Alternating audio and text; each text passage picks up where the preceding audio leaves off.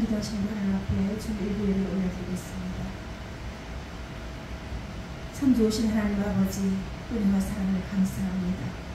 오늘 거룩한 주를 허락하시고 주님 전으로 인도하신 은혜 감사합니다. 이 시간 저희들이 신령과 진정으로 아버지 앞에 예배하게 드립니다. 신령과 진정 예배가 될 수 있도록 도와주시고 이 자리 가운데 임자하여 주셔서 저희들이 예배를 받아주시옵기만을 원합니다. 저희들이 말씀을 통하여 주님의 귀한 법을 깨달아하는 귀한 시간 되게 하여 주옵소서. 감사드리며 예수 그리스도의 이름으로 기도려옵나이다. 아멘. 찬송가 259장입니다. 예수 십자가에 흘린 피로써 그대를 씻기어 있는가.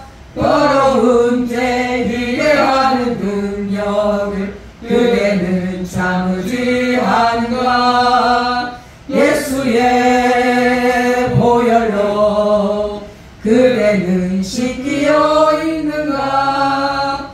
마음속에 여러가지 죄악이 깨끗이 씻기어 있는가. 주 예수와 밤낮으로 늘 함께 그대는 행동을 하는가. 아무 때나 어디서나 그대는 십자가 붙들고 있는가. 예수의 보혈로 그대는 씻기어 있는가. 마음속에 여러가지 죄악이 깨끗이 씻기어 있는가. 주님 예수 다시 올 때 그대는 영접할 예복이 있는가. 그대 몸은 거룩한 곳 천국에 들어갈 준비가 됐는가. 예수의 보혈로 그대는 씻기어 있는가. 마음속에 여러가지 죄악이 깨끗이 씻기어 있는가. 모든 죄에 더러워진 예복을 주 앞에 지금 다 벗었어. 샘물같이 솟아나는 보혈로 눈보다 더 이게 씻으라. 예수의 보혈로 그대는 씻기어 있는가. 마음속에 여러가지 죄악이 깨끗이 씻기어 있는가. 동문 85번 요한일서 4장 교독하시겠습니다. 사랑하는 자들아, 우리가 서로 사랑하자. 사랑은 하나님께 속한 것이니 사랑하는 자마다 하나님으로부터 나서 하나님을 알고 사랑하지 아니한 자는 하나님을 알지 못하나니 이에 하나님은 사랑이시니라. 하나님의 사랑이 우리에게 이렇게 나타난 바 되었으니 하나님이 자기의 독생자를 세상에 보내심은 그로 말미암아 우리를 살리려 하심이라. 사랑은 여기 있으니 우리가 하나님을 사랑한 것이 아니요 하나님이 우리를 사랑하사 우리 죄를 속하기 위하여 한 목제물로 그 아들을 보내셨습니다. 사랑하는 자들아, 하나님이 같이 우리를 사랑하셨은즉 우리도 서로 사랑하는 것이 마땅하도다. 어느 때나 하나님을 본 사람이 없으되 만일 우리가 서로 사랑하면 하나님이 우리 안에 거하시고 그의 사랑이 우리 안에 온전히 이루어지느니라. 네, 사도신경으로 신앙 고백하시겠습니다. 전능하사 천지를 만드신 하나님 아버지를 내가 믿사오며 그 외아들 우리 주 예수 그리스도를 믿사오니 이는 성령으로 잉태하사 동정녀 마리에게 나시고 본디오 빌라도에게 고난을 받으사 십자가에 못 박혀 죽으시고 장사한 지 사흘 만에 죽은 자 가운데서 다시 살아나시며 하늘로 사 전능하신 하나님 우편에 앉아 계시다가 주로서 산 자와 죽은 자를 심판하러 오시리라.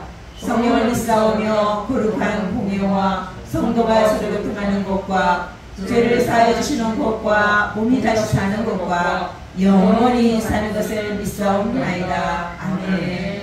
찬송가 266장 부르시고 우리 권영아 장로님께서 대표 기도해 주시겠습니다. 주의 피로 입은 샘을 참 깊고 넓도다. 구원하는 그 신능력 다 찬송할지라. 찬송하세 주의 보혈 그 샘에 지금 나아가 죄의 깊이 빠진 이몸 그 피로 씻어 맑히네. 죄악 세상 이김으로 거룩한 길 가는 나의 마음 성전 삼고 주께서 계시네. 찬송하세 주의 보혈 그 샘에 지금 나아가 죄의 깊이 빠진 이몸 그 피로 씻어 맑히네. 주 예수를 깊이 아는 놀라운 은혜 하늘나라 즐거우니 매일 새롭도다. 찬송하세 주의 보혈 그 샘에 지금 나아가 죄의 깊이 빠진 이몸 그 피로 씻어 맑히네.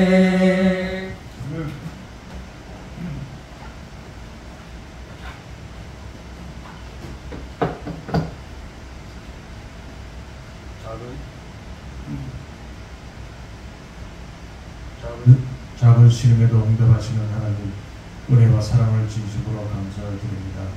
오늘 성스러운 주일에 저희를 제약된 세상에 버려두지 아니하시고 예배의 자리로 인도하시니 감사를 드립니다. 이 시간 신령과 진정으로 드리는 예배 위에 성삼위 하나님이 임재하셔서 영광 받으시고 고개 숙인 모든 성도들 머리 위에 주님의 은혜가 가득하게 하여 주시옵소서. 사랑의 주님, 지난날의 잘못을 이 시간 회개합니다. 용서하여 주시옵소서.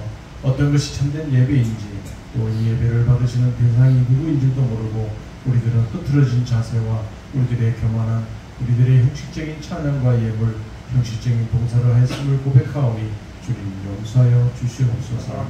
저희들이 주님의 겸손을 배우게 하시고 섬기는 자로서 삶을 살아가게 하여 주시옵소서. 저희들을 몸된 교회의 지체가 되게 하였사오니 믿음의 분량에 따라 지혜롭게 봉사하게 하시고 늘 하나님의 선하시고 온전하신 뜻이 무엇인지 잘 분별하여 저희의 뜻이 아닌 주님의 뜻으로 살게 하여 주시옵소서. 또한 각자의 하나님이 주신 은사대로 맡은 바 직분을 감당하여 이 좋은 추수의 계절에 교회를 섬기는 귀한 모습이 넘쳐나게 하시고 열매 맺는 신앙 되기를 간절히 소망합니다. 우리 세움교회를 이곳에 세우시고 복음사역을 감당하게 하심을 감사드립니다.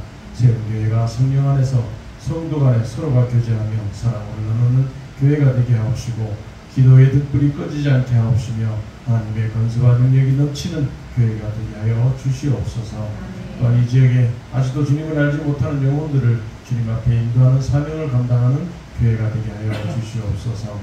지인들을 위하여 낮고 찬한 자리에 늘 찾아오시는 주님, 불철주의하시지 않고 성도들의 신앙을 위해 수고하시는 우리 담임 목사님과 또 사모님, 육신의 건강과 영의 지혜를 부어주셔서 맡겨주신 사명 능히 감당하게 하시고 미래의 하나님 나라 일꾼을 키워나가는데 한치의 소홀함 없이 소명 감당하는 지혜를 주셔서 장차 이 나라와 세계 만방의 선교와 신앙의 개선도 앞장서게 하여 주시옵소서. 그러고서 하나님, 이 시간 강은희 목사님 말씀 전하실 때 오순절 마가다라방에 내렸던 불길 같은 성령이 베드로가 설교할 때 3,000명을 회개시켰던 성령이 우리 목사님에게 임하여 주시옵소서. 목사님 말씀을 통하여 하나님의 말씀이 선포되어질 때 우리의 심령이 변화되고 삶이 변화되어서 주변에 믿지 않는 사람들이 우리들을 바라볼 때 그들의 마음속에서도 우리 안에 거하시는 예수님의 마음이 전해지게 하옵시고, 또한 목사님 말씀 중에 예수님을 더욱더 사랑하겠다는 결단의 각오와 우리의 깊은 심령 속에 샘솟듯 솟아나게 하여 주시옵소서. 우리의 보혜명절 한가위가 시작되었습니다. 집집마다 추석의 풍성함을 누리게 하시며 물질의 풍족과 영혼의 충만함을 누릴 수 있도록 축복하여 주시고, 우리 성도들 돌아온 발걸음이 함께 안전한 귀경길에 되게 인도하여 주시옵소서. 오늘 주의 자비와 긍휼을 바라며 주님 앞에 나온 이들의 각양 감사의 제목을 가지고 머리 숙인 성도들 모두에게 주님의 평화가 넘쳐나게 하옵시고 예배의 시험을 성령께 맡기며 우리를 구원하신 예수님의 이름으로 감사 기도드리옵나이다.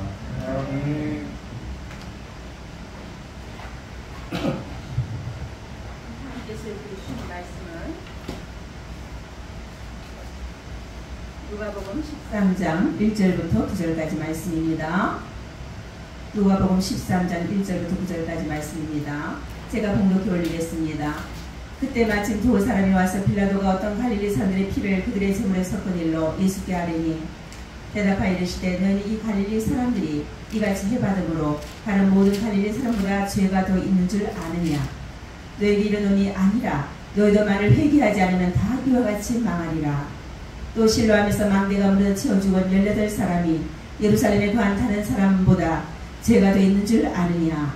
너희에게 이르노니 아니라 너희도 만일 회개하지 않으면 다 이와 같이 망하리라. 이에 비유로 말씀하시되 한 사람이 포도원에 무화과 나무를 심은 것이 있더니 와서 그 열매를 구하였으나 얻지 못한지라. 포도원직에 이르되 내가 3년을 와서 이 무화과 나무에서 열매를 구하되 얻지 못하니 찍어버리라. 어찌 땅만 버리게 하겠느냐. 대답하이르되 주인이여 금년에도 그대로 두소서. 내가 두릅하고 걸음을 줄이니 이후에 만일 열매가 열면 좋거니와 그렇지 않으면 찍어버리소서 하였다 하시니라. 아멘. 오늘은 누가복음 13장 1절부터 9절 말씀을 가지고 만일 회개하지 아니하면이라는 제목으로 함께 말씀을 나누도록 하겠습니다. 우리가 살다 보면 때로는 나태해지고 또 게으름이 찾아올 때가 있습니다. 우리가 게으름이 찾아오면 여러 가지 핑계를 만들기에 마련입니다. 조금 있다가 하지 뭐, 또 내일부터 하지, 또 형편이 좋아지면 하지. 하지만 이런 핑계들은 작심삼일을 만드는 주범이 되기도 합니다. 톨스토이라는 사람이 있었는데 어느 날 그자가 여행 중에 한 주막에 들렸다고 합니다. 그 주막집에 몸이 아픈 딸아이가 있었는데 그 딸아이가 톨스토이의 빨간 가방을 보자 달라고 졸라되었다고 합니다. 그 톨스토이는 가방 안에 짐이 있어서 지금은 줄 수 없고 여행을 마치고 돌아오면 주겠다고 약속을 하고 여행을 떠났습니다. 여행을 마치고 톨스토이는 주막집 딸아이에게 가방을 주기 위해서 주막에 들렸습니다. 그러나 안타깝게도 주막집 아이는 이미 죽고 없었습니다. 톨스토이는 이제 그 아이 무덤에 찾아가서 사랑을 미루지 마라는 글귀를 비석에 새겨놓았다고 합니다. 여러분, 사랑을 미루지 마십시오. 지금 사랑하는 사람에게 사랑한다고 말하십시오. 아프리카 속담 중에 나무를 심기에 가장 좋은 때는 20년 전이었다. 그 다음으로 좋은 때는 바로 지금이다 라는 속담이 있다고 합니다. 혹시 내가 오래전부터 하고 싶은 일이나 해야 하는 일 중에 오랫동안 미루어둔 일이 있다면 지금 시작하십시오. 또 용서를 구해야 하는 사람이 있다면 지금 용서를 구하십시오. 아픈 주막집 딸아이처럼 내가 사랑해야 할 사람이 내 곁에 없을 수도 있습니다. 오늘 본문은 실제적으로 일어난 두 개의 사건과 하나의 비유를 통하여 회개의 필요성을 역설하고 있습니다. 오늘 본문은 두 부분으로 나눠 살펴볼 수 있는데 먼저 전반부 1절부터 5절까지는 그 당시에 발생했던 두 개의 사건을 통해서 하나님의 심판이 임하기 전에 회개할 것을 촉구한 사실을 보도하고 있습니다. 여기에 기록된 두 개의 사건은 빌라도가 갈릴리 사람들을 성전에서 학살한 사건과 또 실로암 망대가 무너진 그런 사건을 가리킵니다. 빌라도가 갈릴리 사람들을 학살한 사건은 학자들의 말에 의하면 갈릴리 사람들은 반로마적인 그런 성향이 강했다고 합니다. 그런 갈릴리 사람들에게 경종을 울리기 위해서 로마 군인들이 그들을 잡아다가 학살하고 또 그것도 모자라서 그 피를 자기들의 신에게 제사할 때 바치던 제물의 피에 섞는 악행을 이야기한 것입니다. 그리고 실로암 망대 사건이란 실로암 연못 근처에 세워놓았던 실로암 망대가 무너져서 18명이 죽은 사건을 말합니다. 그렇다면 오늘 본문에 등장하는 지금 두어 사람이 등장하고 있거든요. 이 두어 사람은 왜 이 사건을 일부러 예수님께 알려주는 것일까요? 아마도 이들은 예수님을 곤란하게 하려는 의도를 갖고 질문을 던졌을 것입니다. 예수님, 이 빌라도의 행동이 정당합니까? 갈릴리 사람들은 이런 일을 당하는 것이 합당합니까? 이렇게 질문하는 것입니다. 이러한 질문은 그 당시나 지금이나 하나같이 또 논쟁 여지가 많은 민감한 부분이기도 합니다. 그 당시 유대인들은 모든 재난의 원인을 제로 결과로 인한 형벌로 보았습니다. 그래서 유대인들은 이 두 사건에서 죽은 사람들이 그들의 죄 때문에 벌을 받아서 죽었다고 이렇게 생각하였다고 합니다. 그러나 예수님께서는 오늘 본문에서 그러한 유대인들의 잘못된 인간론적 형벌과를 지적하시면서 누구든지 회개하지 않으면 이와 같이 멸망할 것이라고 경고하고 있습니다. 또 다른 견해는 또 예수님께서 장차 있을 예루살렘 멸망을 염두에 두고 하신 말씀으로 보기도 한다고 합니다.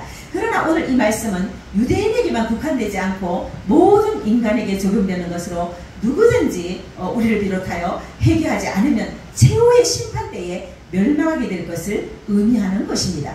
다음으로 이제 후반부 6절부터 9절 말씀은 주님께서 열매 맺지 못한 무화과나무의 비유를 통해서 또 회개를 촉구하신 그런 내용입니다.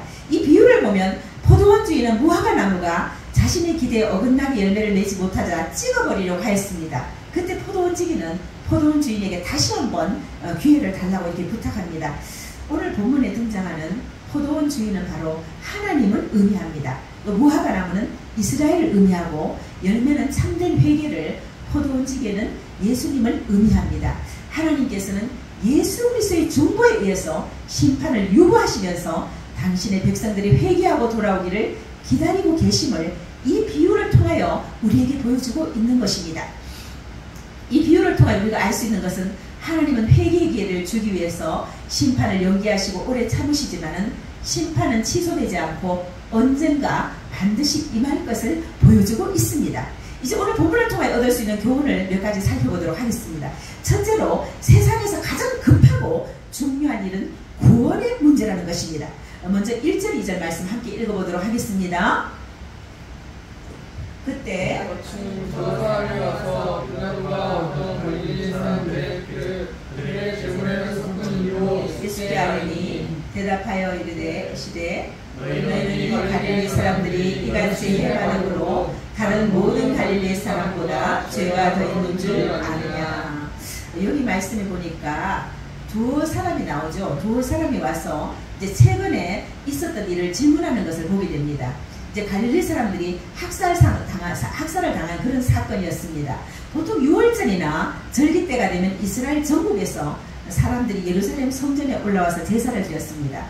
그리하여 6월절에는 가족당 한 사람에 한 마리씩 양을 잡아서 이렇게 제사를 드렸다고 합니다. 또 물론 가난한 사람들은 산비둘기를 잡기도 했습니다. 직접 본인이 그 양을 도축해야 하는 끔찍한 일들이 일어난 것이죠. 이스라엘 제사법은 생각보다 더 잔혹했다고 합니다. 이렇게 이제 동물이 내 죄 때문에 죽어야 했다는 것을 깨닫도록 하나님께서 허락하신 제사법입니다. 내 죄가 동물에게 전가가 되고 내 죄 때문에 죄 없는 어린 양이 죽어야 했습니다. 그 양을 제사장이 잡아주는 것이 아니라 본인이 그 양을 직접 잡아서 죽여야 하는 그런 끔찍한 일을 통해서 다시는 죄를 지어서는 안 된다는 것을 깨달아야 했었는데 사람들은 점점 더 죄를 짓고 또 그 죄가 양에게 전가됨으로 인하여 마치 자신은 무죄한 자인 것처럼 여기저기 인습이 되고 전승이 되고 말았던 것입니다. 당시 6월절에 그 예루살렘에서 죽는 양의 숫자가 통계에 의하면 한 22만 마리 정도가 된다고 합니다. 얼마나 많은 양이 죽었든지 그 근처 기드론 시내가가 전부 양의 피로 범벅이 되었다고 합니다. 그러니까 그 시내가가 빨갛게 물들었겠죠. 그런데 그때 갈릴리 사람들이 내려와서 양을 잡는데 이 갈릴리 사람들이 빌라도 총독하고 사이가 좋지 않았든지 가끔 저항도 하고 또 로마의 법을 어기는 일이 있었기 때문에 그런 일 때문에 성리에서 학살 사건이 일어나고 사람들이 죽는 일들이 있었던 것입니다. 그래서 갈릴리 사람들의 피와 제물의 피가 섞이는 사건이 일어난 것입니다.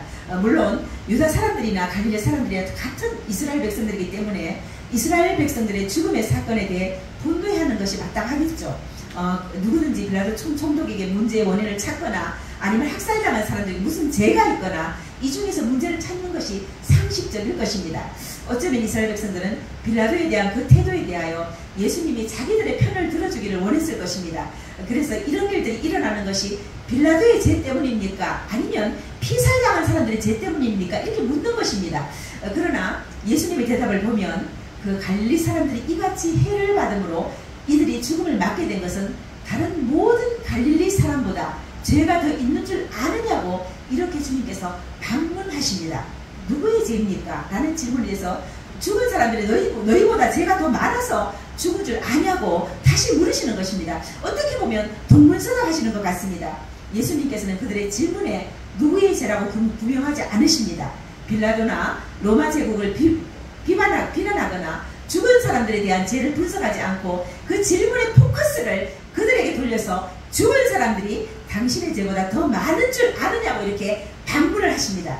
우리가 상식적으로 생각해보면 빌라도나 로마 제국을 비난한 것이 마땅합니다. 그럼에도 예수님께서는 그 질문의 관점을 로마 총독이나 죽은 사람이 아니라 너 자신에게 한번 돌려보라고 이렇게 하시는 것입니다. 사실 우리는 어떤 문제가 생기면 그 문제의 원인을 밖에서 찾으려고 합니다. 다른 사람이 찾으려고 합니다. 문제의 원인이 늘 밖에 있다고 생각합니다. 그래서 우리는 매사에 모든 사건, 사고가 일어나면 그런 일들이 일어날 때마다 나 자신에게서 그 문제의 원인을 찾기보다는 그 사건과 사고가 관련한 당사자들의 문제로 인식하기 마련입니다. 그러나 예수님께서는 어떤 사건과 사고를 바라볼 때 그 문제의 관점을 나로부터 다시 한번 너희가 생각해봐라. 나로부터 다시 출발해보라는 것입니다. 우리는 우리 주변에 있는 사람들이 어려움을 겪게 될 때 그것을 판단하기가 쉽습니다. 그러나 거기에 머물러 있지 않고 저일이 나에게도 일어날 수 있다는 것을 한번 생각해 보라는 것입니다. 저 사람들은 죄가 많아서 죄를 지어서 죽었고 나는 의로워서 살아있는 것이 아니라는 것입니다. 신앙생활은 처음부터 끝까지 바로 나로부터 시작되는 것입니다. 나로부터 문제의 원인을 찾아보는 그런 관점이라는 것입니다. 저는 며칠 전에 이제 지인의 아버님께서 돌아가셔서 장례식에 다녀왔습니다. 저는 돌아오는 길에 그런 생각을 해보았어요. 나도 언젠가는 그 자리에 내가 있을 수 있겠다. 그런 생각을 해보았습니다. 조금 두려운 생각도 들었습니다. 그러나 우리는 누구나 한 번은 죽음을 통과해야 합니다. 오늘날 우리 주변에는 많은 어려움과 고통과 괴로움을 겪는 사람들이 있습니다. 어떤 사람은 그것이 나 무슨 상관이 있냐고 생각하는 사람도 있고 또 어떤 사람은 왜 저 사람이 저런 불쌍한 대우를 받아야 하냐고 그들을 위하여 싸우는 사람도 있습니다. 그러나 예수님은 어떤 태도도 취하지 않고 그 문제의 원인이 너에게 없는지 한번 살펴보라고 이렇게 말씀하십니다. 그래 주님께서는 두 번째 사건을 또 연결을 시키십니다. 이들은 갈릴리 학살 사건에 초점을 맞춰서 물었는데 예수님께서는 그 질문의 방향의 화살촉을 나 자신에게로 돌리시더니 이렇게 다시 묻습니다. 4절 5절 말씀입니다. 다시 한번 읽어볼까요 같이? 시마에서 내가 무너져 치어 죽은 18사람이 예루살렘에 와 다른 모든 사람들과 죄가 더 있는 줄 아느냐? 너에게 이르노니 아니라 너희도 만일 회개하지 않으면 다 이와 같이 망하리라. 이제 예수님은 빌라도의 사건과 또 갈릴리 학살 사건의 문제를 삼는 이들에게 최근에 있었던 또 다른 사건 하나를 더 말씀하고 계십니다. 최근에 실로암 망대에서 죽은 사람들 못 봤냐는 겁니다. 성벽이 오래돼서 이제 무너져 내린 것입니다. 그 사고로 인하여 18명이 죽었습니다. 요즘 같으면 이런 사고 나면 뭐 망대의 방수가 잘못되었다든지 망대가 닳도록 방치해두었다든지 이런 언론들은 그 문제를 가지고 낱낱이 이렇게 파헤칠 것입니다. 그런데 예수님께서는 그 사고로 죽은 사람이 너희들보다 더 죄가 많아서 죽었느냐고 하시며 그 사건과 최근의 사고를 연결합니다. 그리고 주님께서는 그 문제의 본질과 핵심을 우리 자신에게로 끌고 오셔서 우리에게 종말론적 신앙가를 다시 한번 확인하게 해주시는 것입니다. 저 죽은 사람들처럼 그 죽음이 너희들에게는 임박해지지 있지 않는지 한번 생각해 보라는 것입니다. 만약에 우리가 아직도 죄 문제로 씨름하고 있다면 죽은 저 사람들보다 훨씬 더 위험한 지경이 있을 수 있다는 것입니다. 그래서 주님께서는 우리의 관심을 다시 회개로 끌고 오고 있는 것입니다. 지금도 우리는 매스컴을 통해서 세계 곳곳에 수많은 사건, 사고가 일어나는 것을 봅니다. 우리는 우리 주변에 일어난 사건과 사고를 통하여 우리 자신을 한번 되돌아보면서 나는 과연 죽음을 맞을 준비가 되어 있는지 우리의 삶을 돌아보았으면 좋겠습니다. 오늘 본문을 통해 우리에게 주는 두 번째 교훈은 회개하지 아니하면 망한다는 것입니다. 오늘 본문 3절 5절에서는 반복해서 너에게 이르노니 아니라 너희도 회개하지 아니하면 다 이와 같이 망하리라고 반복해서 회개를 촉구하고 있습니다. 예수님께 두 개의 사건을 말씀하시면서 무화과 나무의 비유를 또 말씀하고 계십니다. 누가복음 13장 6절 7절 말씀입니다.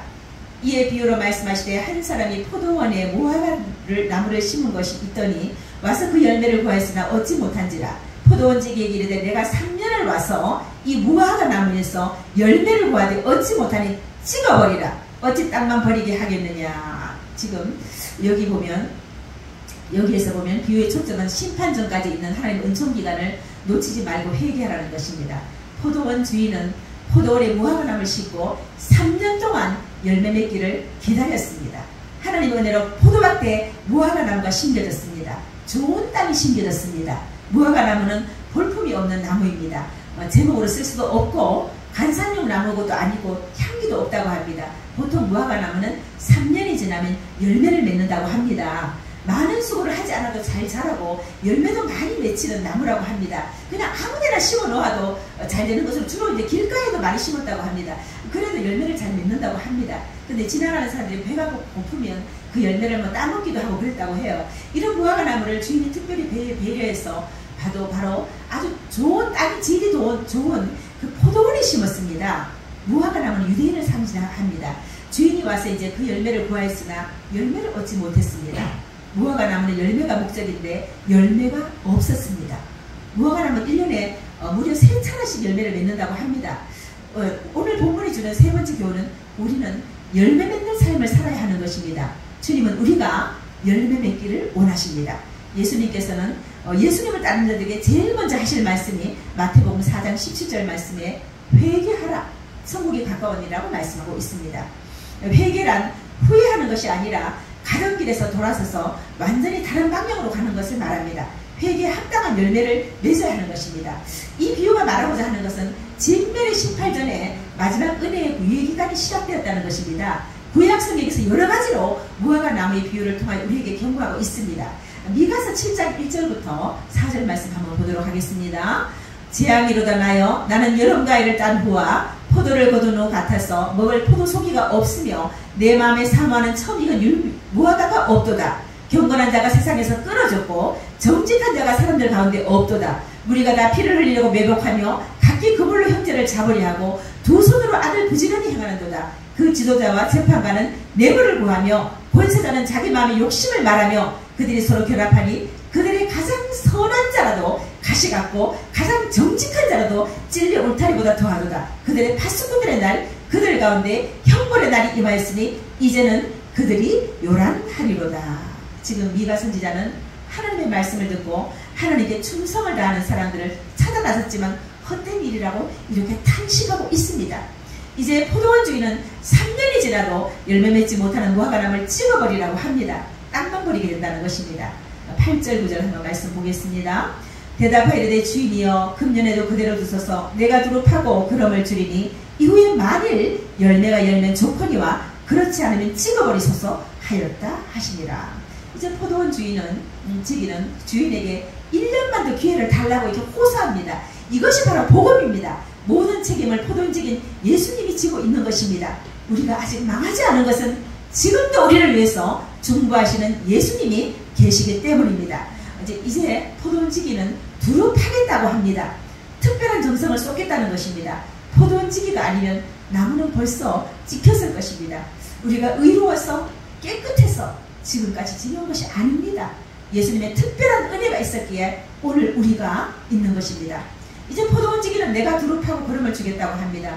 포도원지기는 무화과나무를 원래 나쁜 열매로 보지 않았습니다. 힘써 노력하여서 좋은 열매를 맺게 하겠다는 것입니다. 지금도 주님께서 우리를 위하여 끊임없이 걸음을 주시며 회개 열매를 맺기를 원하십니다. 히브리서 12장 15절에서 17절 말씀 함께 읽어보도록 하겠습니다. 너희는 하나님의 은혜에 부족한 자가 없도록 하고 또 쓴뿌리가 나서 괴롭게 하여 많은 사람이 이로 말미암아 더럽게 되지 않게 하며 음행하는 자와 혹 한 그릇 음식을 위하여 장자의 명분을 파는 에서와 같이 망령된 자가 없도록 살피라. 너희가 아는 바와 같이 그가 그의 축복을 이어받으려고 눈물을 흘리며 고하되 버림바가 되어 회개할 기회를 얻지 못하였느니라. 아멘. 참 에서는 참 안타깝게도 자기에게 내리기로 된 축복을 스스로 잃어버렸습니다. 에서는 세상에 썩어질 것을 얻기 위해 영원한 구원을 포기해버렸습니다. 포도원 주인은 이후에도 열매를 맺지 않으면 찍어버리시겠다고 이렇게 말씀합니다.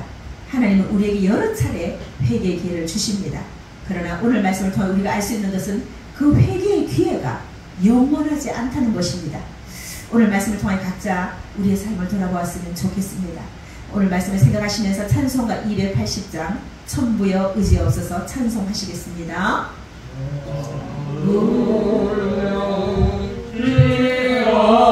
없어서 손 들고 옵니다. 주 나를 외면하시면 나 어디 가리까. 내 죄를 씻기 위하여 피 흘려 주시니 곧 회개하는 마음으로 주 앞에 옵니다. 처음부터 계신 주께서 영죽을 죄인을 보혈로 구해 주시니 그 사랑 한없네. 내 죄를 씻기 위하여 피 흘려 주시니 곧 회개하는 마음으로 주 앞에 옵니다. 나 예수 지함으로 큰 권능 받아서 주님께 구한 모든 것 늘 얻겠습니다. 내 죄를 씻기 위하여 피 흘려 주시니 곧 회개하는 마음으로 주 앞에 옵니다. 아멘. 이 시간 우리가 회개하는 시간을 가졌으면 좋겠습니다. 하나님, 저희들이 열매 맺지 못한 삶을 살았습니다. 저희들에게 다시 한번 기회를 주십시오. 우리가 회개하는 이 시간 되시기 바랍니다. 함께 기도하겠습니다. 주여, 우리 말씀과 정의를 따르는 말씀과 말씀하여 주셔서 감사합니다. 하나님, 오늘 다시 한번 참여하시고 하나님, 우리 사명을 돌아볼 수 있는 성령을 낼 수 있도록 하나님 만들어 주시고 하나님의 예수 모의 위함을 통하여서 우리 거리는 행복하게 하시고 우리 확신을 가질 수 있도록 하나님께서 함께 하시고 많은 영혼 이렇게 하나님에게 부르는 그 사람 힘으로 발달할 수 있도록 도와주시기 바랍니다. 우리의 성령 충만함을 도와주시기 바랍니다. 은혜를 불려내는 하고 삶이 될 수 있도록 저희들을 축복해 주시기 바랍니다. 하나님 도와주시기만을 원합니다. 은혜를 베풀어주시기만을 원합니다. 하나님 도와주시기만을 원합니다. 하나님 아버지 예수의 보혈의 의지에 나갈 수 있도록 저에게 능력을 주시기만을 원합니다. 하나님 도와주시기만을 원합니다. 아버지 주님 도와주시기만을 원합니다. 하나님 감사합니다. 영광 받아주시고 모든 것이 하나님을 보내고 하나님 아버지여 감사합니다. 말씀 주시니 감사합니다. 하나님 아버지를 회개하며 맺는 모든 일에서 도와주시기만을 원합니다. 하나님 은혜를 주시기만을 원합니다. 감사합니다. 하나님 아버지와 사랑을 감사합니다. 오늘 귀한 말씀 주신 것을 감사합니다. 우리가 열매 맺지 못한 삶을 살았던 것을 이 시간 회개합니다. 용서해 주시옵기만을 원합니다. 다시 한번 말씀을 통하여 우리에게 기회를 주시니 감사합니다. 우리가 이제 열심을 품고 또 복음을 전할 수 있도록 도와주시고 많은 자를 옳은 대로 인도할 수 있는 우리 세운교회 시온성 교회가 될 수 있도록 축복하여 주시옵소서. 이제는 우리 주 예수 그리스도의 은혜와 하나님 아버지 극진하신 사랑하심과 성령 하나님의 내주 교통 역사하심이 이곳에 있는 회중들의 머리 위에 이제로부터 영원토록 함께 있을지어다. 아멘.